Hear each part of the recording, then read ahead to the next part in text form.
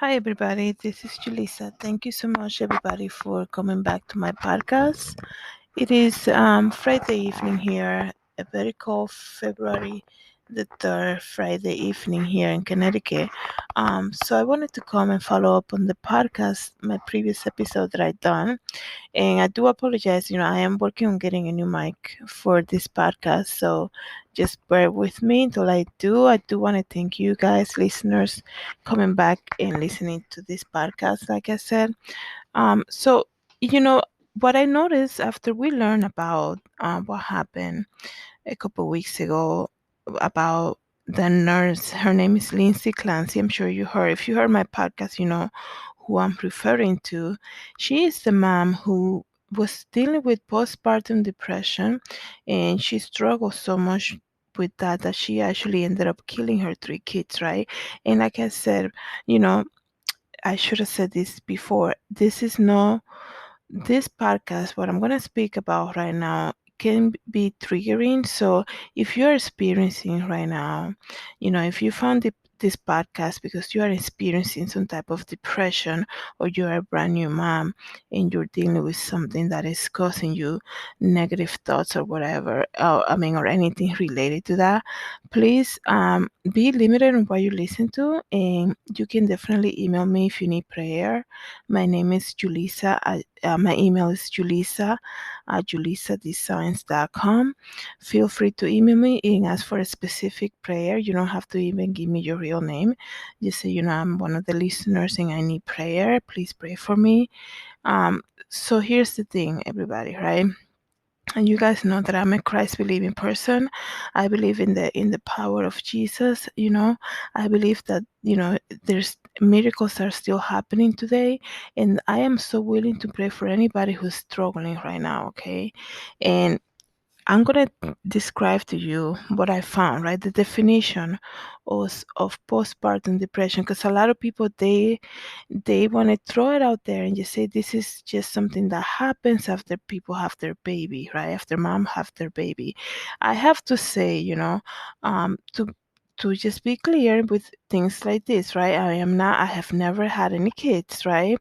I'm not a mom, but learning about what happened with Lindsay Clancy has really made me kind of like, in a weird way, kind of like relate to the situation, because I love the kids so much.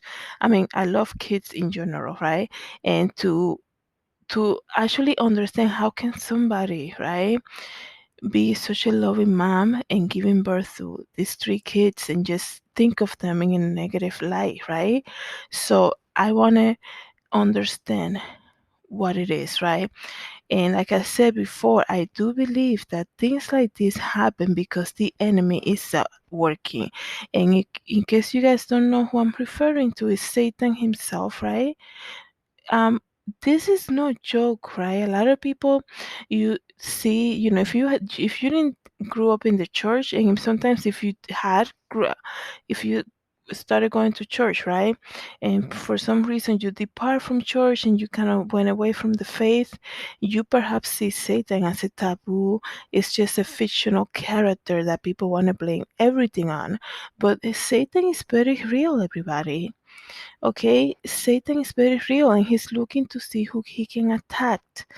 And one way he's going to do that, because in this life, there's a name for everything, right? There's a name for everything. If you see somebody talking by themselves on the street, there's a name for everything. And a lot of the time, people don't want to look at the spiritual side of it. And a lot of the times, maybe 98% of the time, when people are dealing with something mental, there is a demon involved, and we know that when there is a demon involved, there's Satan behind it, right? So I already know this is very deep topic, and already know that people perhaps might not understand it. So just bear with me, okay? I'm not trying to say that you should be calling people out and say, if you feel this type of way, that means there is a demon, inside of you. Not at all. You have to be so careful with saying something like that to anybody, especially when somebody's trolling and they already told you about it, right? Because the last thing you want to do, and we do this a lot, okay, it has happened to me. You looking sad, you're looking a little depressed today, and people will talk to you in a ton of way, like, get out of it. They'll say things like, you need to get on with the program, cut it out, snap out of it. People use that term a lot, snap out of it, okay? And when people attack how you're feeling, that's the problem. And we, in this life, we have to be careful how we speak with people who are struggling, okay? Because especially when they're being vulnerable with you, stop telling people snap out of it, okay? I feel so strong about this because that has happened to me, okay? My life has not been perfect like everybody else, right? I have, let me give you a quick reference. When I went to college, right? I thought that right out of college I was gonna get a job in the fashion industry. I went to school for fashion. I'm like, in my head, my teenage head, right? I think I was like 20 when I graduated college, or 21. I had gone to Milan, right? I did everything that I was told to do, right? If you want to be in the fashion industry, you gotta go to school in New York, which I did, right? You gotta go to Italy at some point. I did a study abroad in Milan, right? I did everything that I had to do. I did collections, I did fashion shows, and here I am graduating, and nobody was calling me back, right? And I had family members look at me and get mad because I was sad instead of having a conversation with me. And I'm 40 years old now, right? And now I'm realizing that I had been verbally abused for so many years and I didn't see it like that. Because a lot of the times, verbal abuse, you don't realize it's happening until later on when you kind of look at it from a different perspective.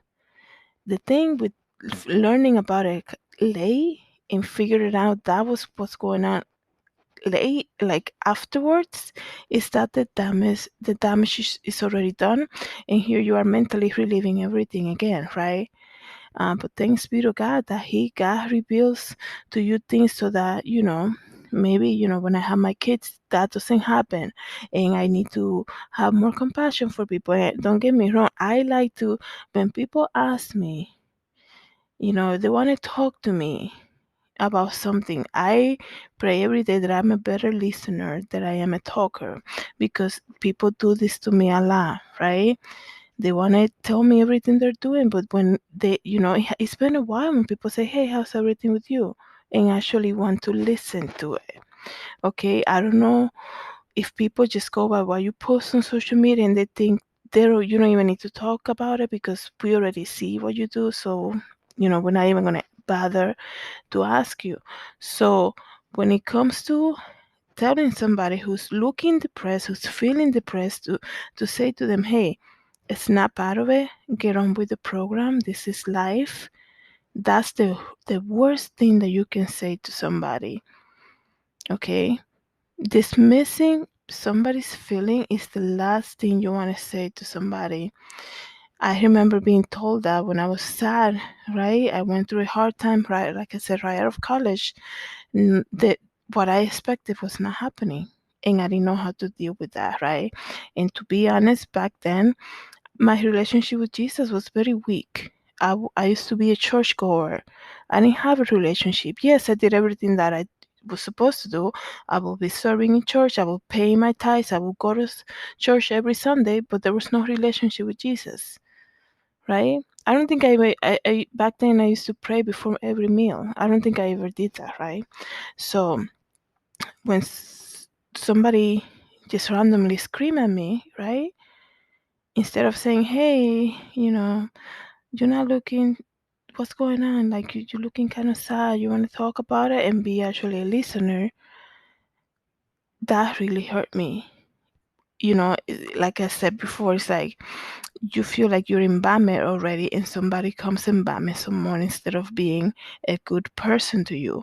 And if you're listening to this, let me tell you, there are good people out there who want to know your story, who want to help you. Okay, and if you're in the other side and you want to help people, right, learn to give help without giving a sermon. Okay. A lot of the times, for me, like I said, I go on protection mode, right? What that means is like I learned from the past, and I'm trying my best to avoid that feeling that I felt back then. So if I need help, this is so weird because if I need help with something, I'd rather take care of it myself than open myself to asking for help and getting the help and then being matched down verbally, because there are people that don't know how to give help without giving other people a sermon while they're giving help. And when people ask for help, especially people of the personality that they barely ask for help, right? They don't bother you for anything, but when they ask for help, you finally decide, okay, let me help them. They never call, they never bother me.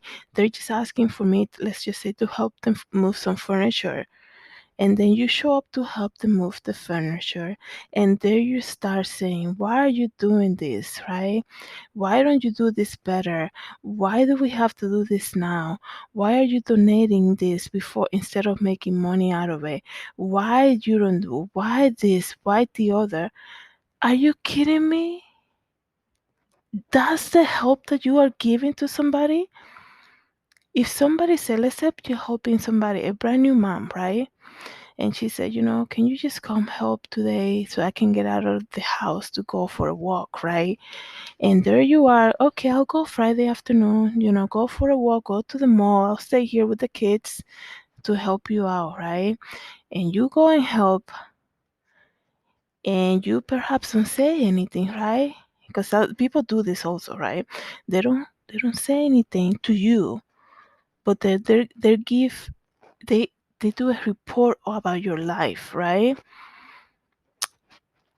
There are people who don't know how to give help without giving a sermon. And that is so hurtful, okay? Because when people ask for help, they're already vulnerable, okay? So when people say, I'll stay with the kids, and then you stay there, you do your time, everything's fine and dandy, but then you're talking to the other friend or the other family member, say, I stayed in her house for 4 hours, the kids all they did was cry, she didn't even fed them, the kitchen was dirty, I have to change diapers, I put her laundry because she doesn't even do the laundry, and I hope she doesn't call me again because, her house was nasty. She didn't have any food in the fridge. Like, instead of saying before you leave and say, hey, can I get you some groceries? Instead of saying that, when people are lacking all of that, because, it starts at home, right? When people are depressed, they start doing their laundry, right? They might not even go grocery shopping. They don't clean the house. They're mentally depressed. Instead of saying, hey, she really didn't look good. I want to come back tomorrow and help some more. They'll do a report on you, right? And that is horrible. And like I said, what has happened in my case is this, right? People, if you heard my podcast before, people will say to me, family members will like, oh, you never, it's kind of hard, like, you never want to come to places and things like that. I used to go to family things, right? I used to go to all of that, but I go in protection mode now because I'm too old to be verbally abused like that, right? Because at some point of another, you will find out information, right? Because that's the other thing. People will repeat things to you. Some, like, I learned things that people have said to me about somebody that can be hurtful. The last thing I'm gonna do, I'm gonna say so and so said this and the other, because if you know that's gonna hurt somebody, don't repeat it. Like, are you kidding me? Have compassion. You know it's gonna hurt them, so you wanna repeat it to even make them feel worse, right? So what I mean is, like, people say you don't come to family gathering this and the other. Yeah, I used to come to family gathering, and you guys used to be just checking what I'm eating, how much I'm eating, how, what my hair look like, if I look bigger than what you saw me before. And at some point, somebody in that dinner table will begin talking about a brand new diet that is working for so and so, right? And yeah, I'm gonna protect my mental health, so I'm gonna stay away. If that's all I have, if that's the only thing, the only way that I can do that, I'm gonna stay away, right? So it's hard. I understand it's hard, and you like I said, I don't have kids, right? But all I'm saying is this, right? If people are dealing with depression or anything like that, you have to understand that the enemy is just working, trying to see who he can devour. Okay, I'm not saying for you, in my case, like I said, I avoid certain situations just to protect my mental health, right? Like gathering with people that I know are food obsessed, right? Because one thing is this. Speaking about food, right? Not trying to get off the topic, but these are the things that people that always attacking because it's a very visible thing, right? People that work out will always attack somebody that looks like they don't work out. And they want to say so and so has a food problem. Yeah, but you also have a food problem because all you talk about is food, right? Have you ever seen those people who are always measuring everything they're eating? You see them, right? You have coworkers, you see people like that, right? They're always measuring everything they're eating. If they eat a cookie, they want to walk like around the office like 50 times because they feel so guilty. But then they're not they don't have a food problem, right? They just want to look at the person who's overweight and say they're the one with the problem. No, if you all you think about what you're gonna eat and how many calories it has, and that's all you think about, and you're obsessed with the gym, you have a food problem as well. Okay, but it's so easy to pinpoint to the other person, right? So this is what it is, right? At the end of the day, guys, everybody's struggling with something. And if anything, right, we should be kind to one another and do unto you, do unto others what you like to be done unto you. There's a lot of people who are so egotistic, right? They only see their point of view. They only see their point of view, and that's it, right? I have, you know, I've seen it, coworkers and things like that. Um, it's just these are things that you see and you're like, man, it's so crazy how people don't see that, right? But when it comes to postpartum depression, right? Um, Let me just read to you guys the definition of it. So here it is, right? This is from an article from the Mayo Clinic. Um, it says here that I'm gonna give you the description of it and some symptoms. Okay, so these are some of the symptoms, right? Okay, maybe I'll give you some of what it is first, okay, before we go into the symptoms. It says postpartum depression is not a character flaw or a weakness. Sometimes it's simply a complication of giving birth. If you have postpartum depression, prompt treatment can help you manage your symptoms and help you bond with the baby, right? Most new moms experience postpartum baby blues after childbirth, which commonly include mood swings, crying spells, anxiety, and difficulty sleeping, right? Baby blues usually begin within the first 2 to 3 days after delivery and may last up to 2 weeks, okay? So it's hard that this is how the enemy attacks new moms, right? They go from the joy of 9 months, right, having that baby in their belly and doing the gender reveal, the baby shower. And here's the thing though, right? Here's what I see. Like I said, I'm not a mom, but I can only imagine, right? You go through this preparation for a newborn, right, which is such a blessing from the Lord. A baby is a blessing from the Lord. um so you go through the whole preparation. Your body is changing, right? Your body is changing. You have doctor's appointment that you have to maintain. You have sickness and things that come, right, as a brand new mom, or even like a, second, third mom, right? So things are changing in you. Things could be changing with your husband too, right? Anything can happen, right? Everybody's adjusting. right? I guess you can say. And then you feel this rush of love, right? Everybody's expecting. There's a lot of decisions being made for this baby, and you go, like I said, gender reveal party. You got the, before that, obviously, you get an ultrasound, right? And making sure you're healthy so that the baby is healthy. And perhaps, hopefully, I have seen moms, but in places that I worked before, I have seen some moms pregnant, right, with their belly working to the last week. And I'm like, oh my goodness, I can't, that must be so hard to be a brand new mom, or just having this, the baby inside of you for a night, you're almost at the 40 week, and you're still working because of necessity, right? And you're working, people are being compassionate with you at work, whatever, right? um and you get to the baby shower, so many gifts, so everything is perfect. And then the baby comes, and you know the questions of, and this is things that I see, right? Like I said, has not happened to me because I've never been a mom, but the calls become, hey, how's the baby, right? Hey, can we go see the baby? Hey, can we like, don't forget that the baby, like I said, it's such a blessing from the Lord, yes, but don't forget about the mom too, right?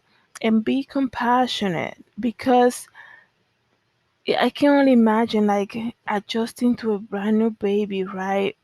That, oh, to be on their schedule, right? You have to adjust to them, adjust to their feeding times, their waking up times, taking care of them.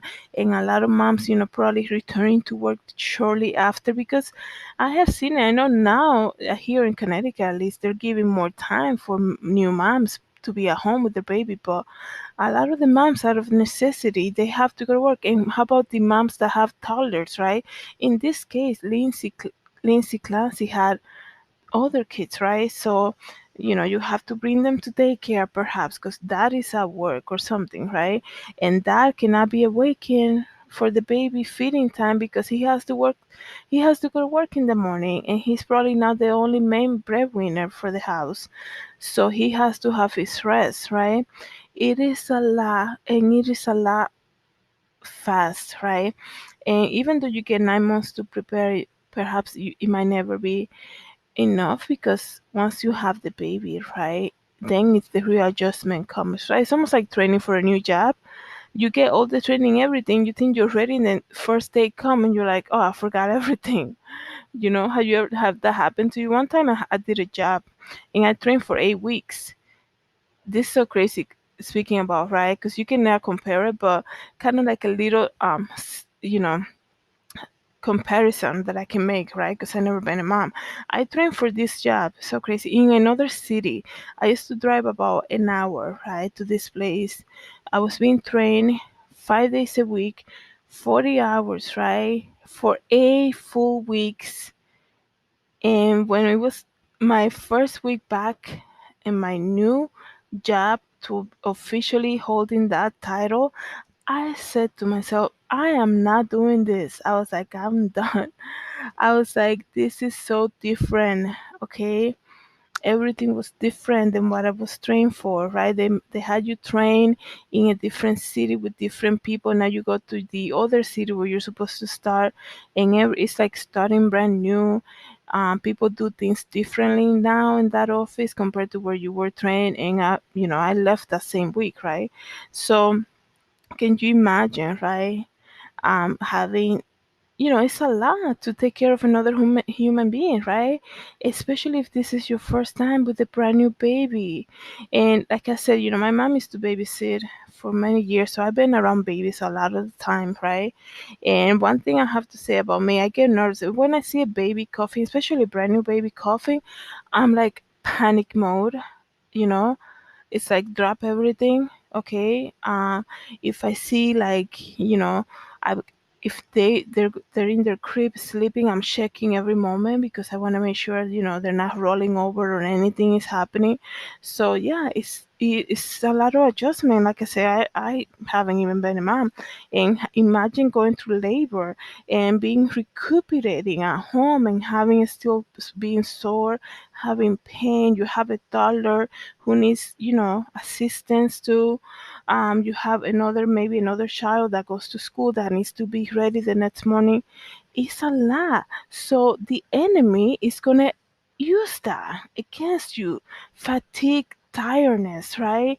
And he's gonna use that and run with it. And now they have a name for it, and it's postpartum, right? Because you gotta listen to what the symptoms are, right? And it's mood swings, anxiety, sadness, irritability, feeling overwhelmed, right? That's what it is, right?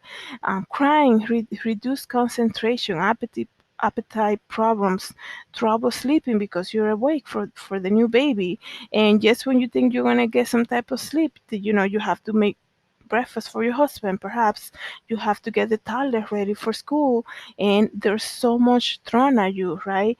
And like I said, here on earth they call it postpartum depression, and the enemy knows exactly what he's doing, and he's going to attack every mom every time that he can get, right? So we have to be so vigilant, right? We have to pray for brand new moms, right? Every single day, even if you don't know, even if you in your circle of friends and family co-workers, you don't know anybody right now perhaps who is a brand new mom.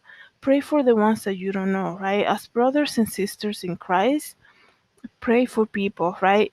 What happened with Lindsay Clancy opened my eyes a lot. Um, like I said, I can't relate to this for some reason, even though I don't have any kids, right? Um, but it makes me wonder. It makes me think what people go through on a daily basis, right? I used to work at a store. It was a department store right here in town, because I used to, right here where I live, but I used to commute here because I didn't used to live here back then, and it was like a commuter.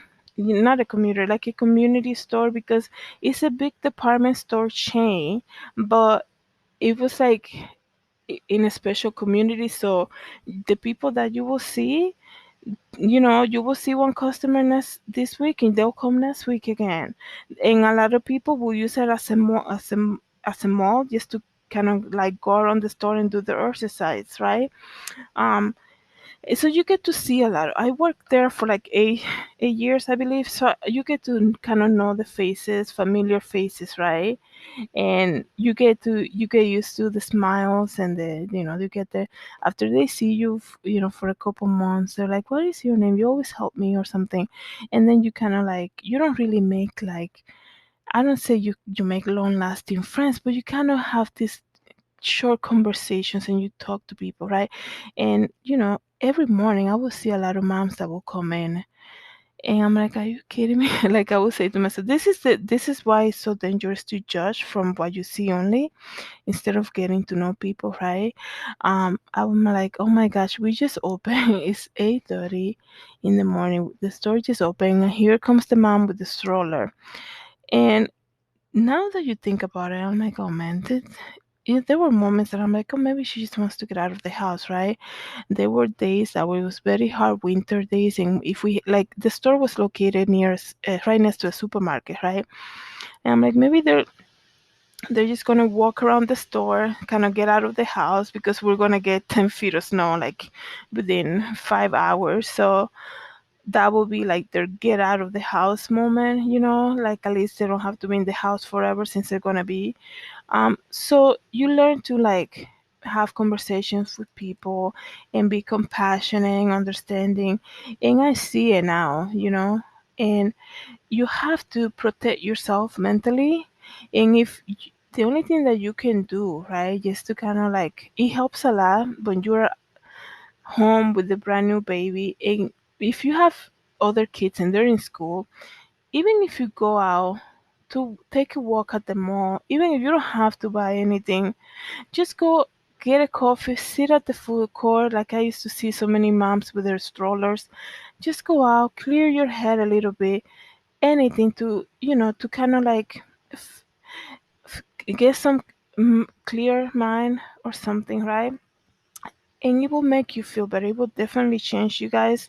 I'm running out of time, everybody.